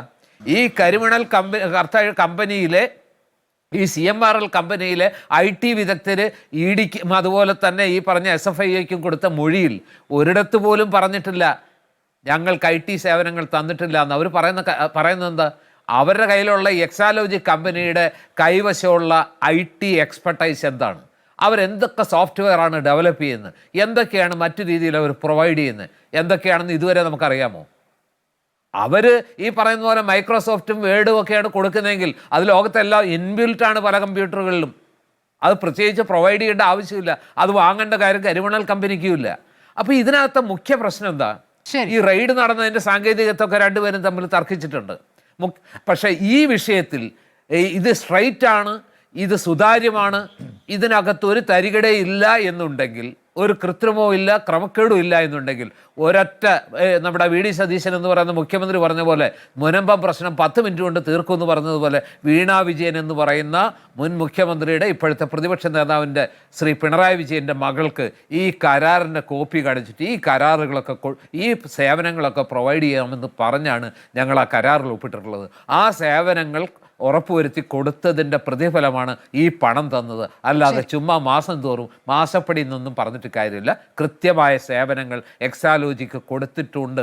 അത് 1 by 1 ആയിട്ട് കൃത്യമായിട്ട് പൊതുമണ്ഡലത്തിലേക്ക് കൊടുക്കാൻ ശ്രീമതി വീണ വിജയന് കഴിയുമെങ്കിൽ ഈ കേസ് അവിടെ വെച്ച് തീരും. ശരി, അതിന് കഴിയാത്തത് കൊണ്ടാണ് ഇത് ഇങ്ങനെ നീണ്ടു പോകുന്നതും ഈ കോടതികൾ കയറി നിരങ്ങേണ്ടി വരുന്നത്. അതാണ് അവിടെ ഒരു സേവനമില്ല എന്ന ഒരു അനുമാനത്തിലേക്ക് SFIO വരുന്നത്. അതിന്റെ തുടർച്ചയായി ED എത്തുകയും ചെയ്യുന്നത്. ഡോക്ടർ മോഹൻ വർഗീസിലേക്ക് വരാം. ഡോക്ടർ മോഹൻ വർഗീസ്, അങ്ങോട്ട് എനിക്ക് ചോദിക്കാനുള്ളത്, ഇത് പിണറായി വിജയൻ എന്ന രാഷ്ട്രീയ നേതാവിനെ ടാർഗറ്റ് ചെയ്തുകൊണ്ടുള്ള അറ്റാക്കാണ് എന്ന രൂപത്തിലാണ് CPM അതിനെ വ്യാഖ്യാനിക്കുന്നത്. അങ്ങനെ എന്തിനു പിണറായി വിജയനെ ടാർഗറ്റ് ചെയ്യണം? രാജ്യത്ത് എവിടെയും ഭരണത്തിലില്ലാത്ത ഒരു രാഷ്ട്രീയ പാർട്ടിയാണ്, പറയുന്നത് ക്രൂരമാണ് എങ്കിലും എവിടെയും ഭരണത്തിലില്ല. ഇവിടെ ഇപ്പോൾ പ്രതിപക്ഷ നേതൃസ്ഥാനമാണ് അദ്ദേഹത്തിനുള്ളത്. മുഖ്യമന്ത്രി ആയിരിക്കുകയാണെങ്കിൽ ഒന്നുകൂടി ആ രൂപത്തിൽ പറയാൻ കഴിയുമായിരുന്നു. ഇപ്പോൾ അങ്ങനെയല്ല. അപ്പോൾ എന്തിന് BJP പിണറായി വിജയൻ എന്ന രാഷ്ട്രീയ നേതാവിനെ ടാർഗറ്റ് ചെയ്യണം? അതിന് പിന്നിൽ കൃത്യമായ നിഗമനങ്ങളുണ്ട്, കൃത്യമായ രാഷ്ട്രീയമുണ്ട്. കേന്ദ്ര സർക്കാരിന് ചില ചിന്തകളുണ്ട്. ഏത് രൂപത്തിൽ എൻഫോഴ്സ്മെന്റ് ഡയറക്ടറേറ്റിനെയും മറ്റ് ഏജൻസികളെയും ഉപയോഗിക്കണമെന്ന് കൃത്യമായി അറിയാവുന്ന ഒരു സർക്കാരാണ് കേന്ദ്രത്തിലുള്ളത്. ഇവിടെ നോക്കൂ, ടാർഗറ്റ് പിണറായി വിജയൻ ആണ് എന്ന് തോന്നാം. പക്ഷേ എനിക്ക് തോന്നുന്നില്ല ശ്രീ പിണറായി വിജയനോ വീണ തൈക്കണ്ടിയോ ആണ് പ്രൈം ടാർഗറ്റ് എന്ന്. ഇതുകൊണ്ട് സംഭവിക്കുന്നത് എന്താണ്? ഒരു പുതുജീവനെ, fresh lease of life for LDF in general and CPM in particular. ഇതല്ലേ സ്മൃതി സംഭവിക്കുന്നത്? LDFിൻ്റെ അണികളാകെ നിരാശരായിരുന്നു. തെരഞ്ഞെടുപ്പിൽ എത്രയോ വളരെ വലിയ പരാജയമല്ലേ നേരിട്ടത്. തലപൊക്കി നടക്കാനാവാതെ നിന്ന സമയത്താണ് വീണ് കിട്ടിയ ഒരു അവസരമാണ്.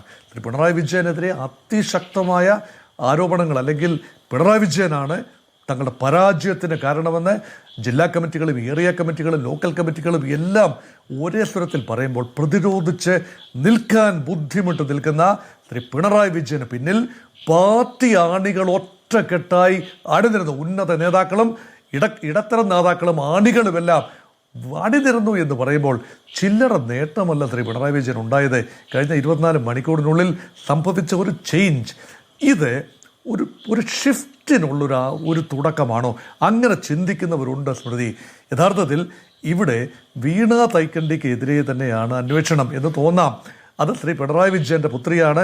വീണ തൈക്കണ്ടിയുടെ ശാരീരിക സാന്നിധ്യം ഉണ്ടാകാൻ സാധ്യതയുള്ള 4 സ്ഥലങ്ങൾ. ഒന്ന്, എക്സലോജിക്കിൻ്റെ ഓഫീസ് ഇൻ ബാംഗ്ലൂർ. പിന്നെ പിണറായി വിജയൻ്റെ കണ്ണൂര് ധർമ്മടത്തെ അല്ലെങ്കിൽ പിണറായിയിലെ വീട്, അല്ല എങ്കിൽ ഭർത്തൃഭവനം കോഴിക്കോട് ഭർത്തൃഭവനം മുഹമ്മദ് റിയാസിൻ്റെ ഭവനം, അല്ല എങ്കിൽ ഇവിടെ തിരുവനന്തപുരത്ത് ഉള്ള ഭവനം. പിണറായി വിജയൻ ഇപ്പോൾ 3 ലക്ഷം രൂപ മാസം വാടകയ്ക്ക് എടുത്ത ആ ഒരു ഭവനം. ഇതിലേതെങ്കിലും ഒരിടത്തുണ്ടാകണമല്ലോ. ഇതെല്ലാം തന്നെ ശ്രീമതി വീണ വിജയനുമായി ബന്ധമുള്ള സ്ഥലങ്ങളാണ്. അതുപോലെ എക്സാലോജിക്കുമായും അതുപോലെ കരിമണൽ കർത്തായുടെ കമ്പനിയുമായും ബന്ധമുള്ള ആലുവ ഉൾപ്പെടെ എറണാകുളം ഉൾപ്പെടെ ഇടങ്ങളിൽ റെയ്ഡ് നടന്നു, 12 ഇടങ്ങളിൽ. അപ്പോൾ ഒരു കാരണവശാലും അത് CPM യഥാർത്ഥത്തിൽ ഏറ്റെടുക്കേണ്ട വിഷയമല്ല. ഒരു സ്വകാര്യ വ്യക്തിയാണ് ശ്രീമതി വീണ വിജയൻ. അത് ഒരു സ്വകാര്യ വ്യക്തി തന്നെയായിരുന്നല്ലോ ബിനീഷ് കോടിയേരി. വർഷങ്ങൾക്ക് മുമ്പ് ബിനീഷ് കോടിയേരിക്കെതിരെ സമാനമായ രീതിയിൽ ഒരു ബിസിനസ് ഫ്രോഡ് ഇൻവെസ്റ്റിഗേഷൻ തന്നെയാണ്. അവിടെ ആരോപണമുണ്ടായി, അന്വേഷണമുണ്ടായി, ED റെയ്ഡുണ്ടായി. കോടിയേരി ബാലകൃഷ്ണൻ അന്ന് സംസ്ഥാന സെക്രട്ടറിയാണ്. CPMൻ്റെ സംസ്ഥാന സെക്രട്ടറിയുടെ മകനെതിരെ അന്വേഷണം വന്നപ്പോൾ ഒറ്റ കുഞ്ഞ് തെരുവിലിറങ്ങിയില്ല. സംസ്ഥാന സെക്രട്ടറി തന്നെ അതൊരു വ്യക്തിയുടെ കാര്യമാണ്, എൻ്റെ മകനായിരിക്കാം, പക്ഷേ പാർട്ടിക്ക് ഇതുമായി ബന്ധമില്ല, പാർട്ടിയെ അതിനുള്ളിലേക്ക് വലിച്ചടിച്ചില്ല. അപ്പോൾ ഈ വ്യത്യാസം ഇവിടെ കാണണം. പിണറായി വിജയൻ വ്യത്യസ്തനാണ് എന്ന് തോന്നാം, പക്ഷേ പിണറായി വിജയന് പിന്നിൽ പാർട്ടി അണിനിരക്കും എന്ന് മുൻകൂട്ടി അറിയാനുള്ള ബോധമുണ്ടായിരുന്നു കേന്ദ്ര ഏജൻസികൾക്ക്. അതാണ് ഒരു ഡയമെൻഷൻ. പക്ഷെ അതിനേക്കാൾ വലുത്, ഇപ്പോൾ പാമ്പിൻ്റെ മാളത്തിൽ അളയിൽ ഉള്ളതിനേക്കാൾ, അല്ല വെളിയിൽ വാല് കാണുന്നതിനേക്കാൾ കൂടുതൽ അളയിലാണ് എന്ന് പറയുന്നതാണ് ശരി. ഇവിടെ നോക്കൂ, CPM വളരെ ബോധപൂർവം മിനിറ്റുകൾക്കുള്ളിൽ റെയ്ഡ് വിവരം വെളിയിൽ വന്ന് മിനിറ്റുകൾക്കുള്ളിൽ CPM പറഞ്ഞത് എന്താണ്, ഉന്നത നേതാക്കൾ പറഞ്ഞത് എന്താണ്? ആ ഡയറിയെക്കുറിച്ചാണ്. ഇവിടെ ഈ ഇൻകം ടാക്സ് ഡിപ്പാർട്ട്മെൻറ്റ് കൈവശപ്പെടുത്തിയ കരിമണൽ കർത്തായുടെ ഡയറി അല്ലെങ്കിൽ ഓഫീസിൽ നിന്നും ശേഖരിച്ച ഡയറിയിലെ 6 പേരുകളിൽ 1 മാത്രമാണ് പോളിറ്റ് ബ്യൂറോ മെമ്പറായ പിണറായി വിജയൻ്റെ. മറ്റു പേരുകളെല്ലാം RC ആണ്, അത് രമേശ് ചെന്നിത്തല തന്നെയാണ്. അല്ല എന്നൊന്നും രമേശ് ചെന്നിത്തല പറയുന്നില്ല. അതാണ് ഉച്ചത്തിൽ പറയുന്നത് CPMകാർ. അല്ലെങ്കിൽ കുഞ്ഞാലിക്കുട്ടിയാണ്, KK കുഞ്ഞാലിക്കുട്ടിയാണ്, അല്ലെങ്കിൽ IK ഇബ്രാഹിം കുഞ്ഞാണ്, OC സാക്ഷാൽ ഉമ്മൻചാണ്ടി തന്നെയാണ്. ഇങ്ങനെയുള്ള ആളുകളുടെ പേരുകൾ വരുന്നു. അപ്പോൾ അവരിലേക്ക്, കോൺഗ്രസ് നേതാക്കളിലേക്ക്, മുസ്ലിം ലീഗിന്റെ നേതാക്കളിലേക്ക് അന്വേഷണം കൊണ്ടുവരാനുള്ള ഒന്നാന്തരം അവസരമാണ്. ഇതൊരു സാമ്പിൾ വെടിക്കെട്ടാണ്, ഇതൊരു ചൂണ്ടയാണ്. ആ രീതിയിലാണ് ഒരുപക്ഷെ കേന്ദ്ര ഏജൻസി ഇത് പ്ലാൻ ചെയ്തത് എന്നുകൂടി വന്നു കഴിഞ്ഞാൽ ഇവിടെ ഒരേ സമയം തന്നെ സംസ്ഥാന സർക്കാരിനെ പ്രതിക്കൂട്ടിലാക്കാം. Pookie chief minister has a pookie smile, a golden silence. അങ്ങനെയല്ലേ സ്മൃതി സംഭവിച്ചിരിക്കുന്നത്? ശ്രീ രാജീവ് പി നായർ, അങ്ങേക്ക് അതിനോട് എന്താണ് പറയാനുള്ളത്? ഇവിടെ CPM-ന് ഒരു ഊർജ്ജം കിട്ടിയിരിക്കുന്നു എന്നുള്ളൊരു യാഥാർത്ഥ്യമാണ്. ഇപ്പോൾ നിരാശയിലാണ്ട അണികളെല്ലാം പുറത്തേക്ക് ഇറങ്ങുന്ന ഒരു സാഹചര്യം നമ്മൾ കഴിഞ്ഞ ദിവസം കാണുകയാണ്. അപ്പോൾ അതിനൊരു തുടർച്ചയുണ്ടാകും. പിണറായി വിജയൻ പരാജിതനായി, ചോദ്യത്തിൽ ഒരു ഉത്തരവും നൽകാതിരുന്ന പിണറായി വിജയൻ ഇന്നലെ മുഷ്ടി ചുരുട്ടി എത്ര ആത്മവിശ്വാസത്തോടെയാണ് പുറത്തേക്ക് വന്നതെന്നും അങ്ങ് കണ്ടതാണ്. അതിൽ ഇപ്പോൾ വീണയെ കാണിച്ച് അല്ലെങ്കിൽ പിണറായി വിജയനിലേക്ക് എന്ന് തോന്നിപ്പിച്ചുകൊണ്ട് കേന്ദ്ര ഏജൻസികൾ യഥാർത്ഥത്തിൽ എത്താൻ പോകുന്നത് കോൺഗ്രസ് നേതാക്കളിലേക്കും ലീഗിലെ നേതാക്കളിലേക്കുമാണ് എന്നതാണ് ഇപ്പോൾ ഡോക്ടർ മോഹൻ വർഗീസിന്റെ ഒരു വിലയിരുത്തൽ. എന്താണ് അതിനെക്കുറിച്ച് പറയാനുള്ളത്? കാരണം വാങ്ങിയെന്ന് സമ്മതിച്ച 2 നേതാക്കൾ അവിടെയുണ്ട് മന്ത്രിസഭയിൽ. അതിൽ 2 പേരും സർവാത്മനായ ഏത് അന്വേഷണത്തെ സ്വാധീനിച്ചിട്ടുണ്ട്. ആ 2 പേർക്കെതിരെ അന്വേഷണം വന്നാലും ഒരിക്കലും ഞങ്ങൾ തെരുവിലിറങ്ങില്ല.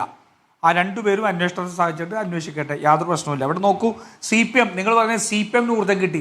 CPM-ന് എന്ത് ഊർജ്ജം കിട്ടി? CPM-ന് ഊർജ്ജം കിട്ടണമെങ്കിൽ ജനങ്ങൾ അംഗീകരിക്കേണ്ടേ ഈ സമരം? ജനങ്ങൾ മുഴുവൻ പറയുന്നത് ഇതെന്ത് തോന്നിയാസായി കാണിക്കുക എന്നുള്ളതാണ്. ഇത്രമാത്രം ഈ മകളെ സംരക്ഷിക്കാൻ വേണ്ടി ഈ പാർട്ടിയെ ദുരുപയോഗം ചെയ്യുന്ന പിണറായി വിജയൻ ഈ പാർട്ടിയെ തീർത്തിട്ടേ ഇനി പോവുള്ളൂ എന്ന് പറയാം.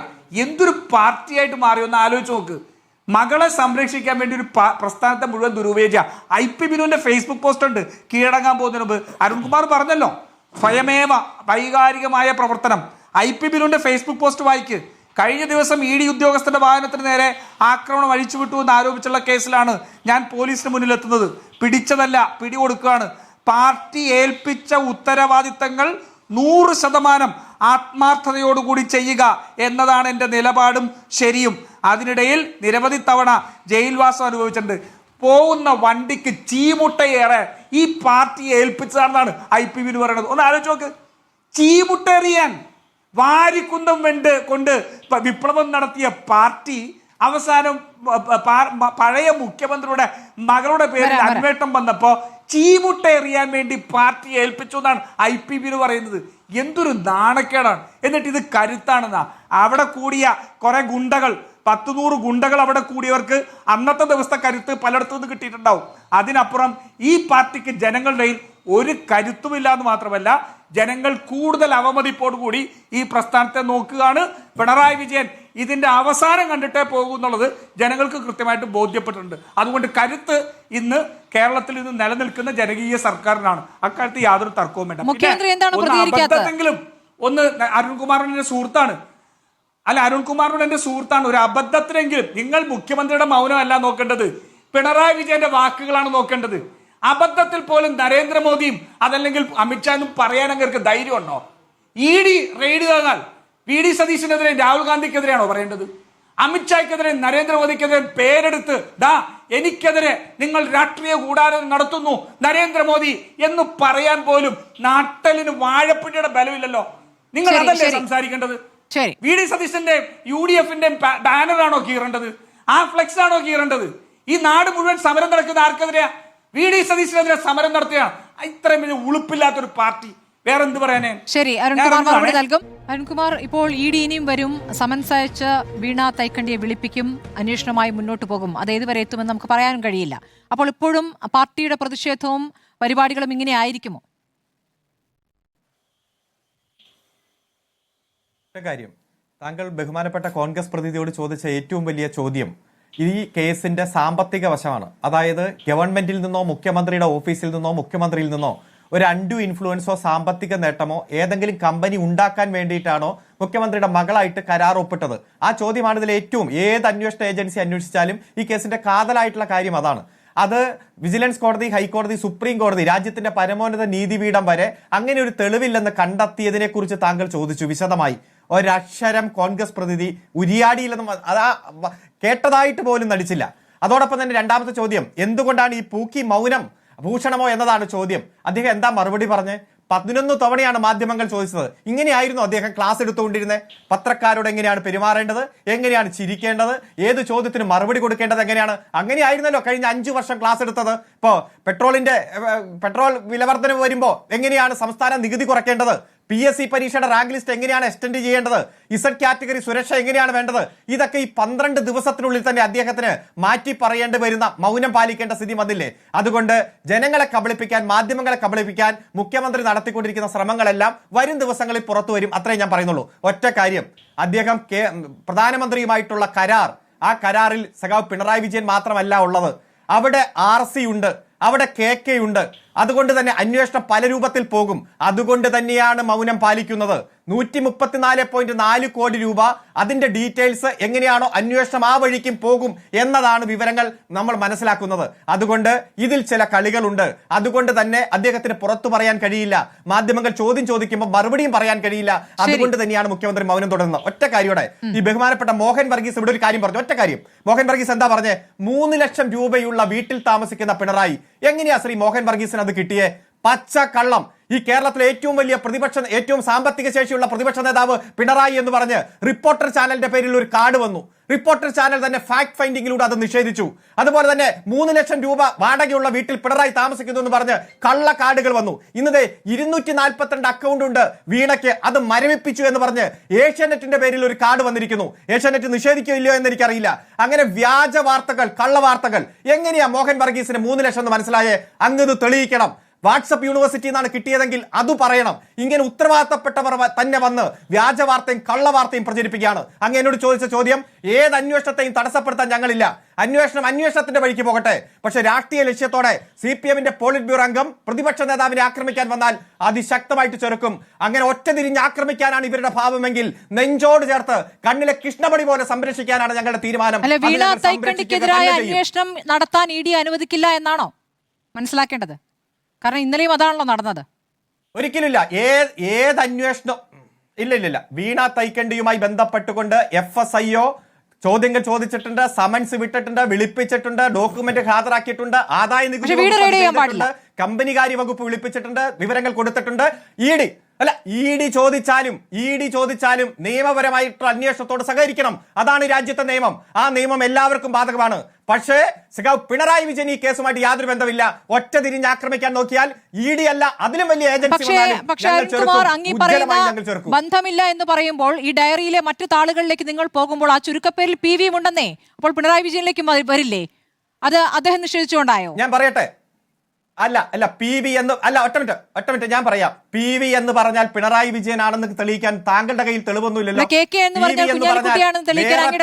കേരളത്തിൽ അദ്ദേഹം ഒറ്റ മിനിറ്റ് ഞാൻ പറയട്ടെ. താങ്കൾക്ക് എന്താ ബുദ്ധിമുട്ട്? ആ PV ഇപ്പൊ കോൺഗ്രസ് ഒക്കെ വിട്ട് BJP-യിലുണ്ട്. താങ്കൾ വിശദമായിട്ട് അന്വേഷിച്ചാൽ താങ്കൾക്ക് അത് മനസ്സിലാകും. ആ PV ഇപ്പൊ കോൺഗ്രസ് ഒക്കെ വിട്ട് ED അന്വേഷണത്തെയൊക്കെ ഭയപ്പെട്ട് BJP-യിലുണ്ട്. താങ്കൾ അന്വേഷിക്ക്. പിന്നെ സമ്മതിച്ചിട്ടുണ്ട്. അവർ തന്നെ സമ്മതിച്ചെങ്കിലും താങ്കൾ അത് സമ്മതിക്കേ. ശരി, പാർട്ടി ഫണ്ട് വാങ്ങുന്നതും പാർട്ടി നേതാവിന്റെ മകൾക്ക് കൊടുക്കുന്നതും തമ്മിൽ വ്യത്യാസം ഒന്ന് അങ്ങ് വിശദമായി പരിശോധിക്കൂ അരുൺകുമാർ. നമുക്ക് അടുത്ത ദിവസം ഇരിക്കാം. വളരെ നന്ദി Shri Raju P. Nair, advocate KS Arunkumar, Shri George Podivara, doctor Mohan Varghese ചർച്ചയിൽ പങ്കെടുത്തതിന്. കാണാം.